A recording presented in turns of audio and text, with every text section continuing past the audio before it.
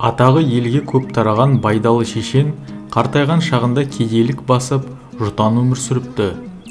Бір жылы құрбан шалатын малы болмай, ол үйінде отырып қалыпты. Дөңмұрын деген сол ауылдың молдасы: "Биім-ау, мұның қалай? Өзінде болмаса бай ағайыным бар, малды балам бар. Солардан бір мал алып, неге құрбан шалмадыңыз? Мұныңыз ұят болды ғой", деп байдалыға ақыл үйреткен екен. Сонда байдалы былай депті: "Сөйлемесе сөздің ата сөйлет деген бар. Айтпаса естімейтін саңырау бар. Ашпаса көрмейтін соқыр бар.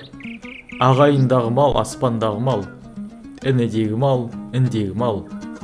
Баладағы мал даладағы мал. Сұраған адам қайыршы, ал ұрлаған адам қарақшы. Ұяты жоқ адамнан алып борышты болғанша, алмай Құдайдың өзіне ақ борышты болайын деп құрбан шалбағаным рас", деген екен.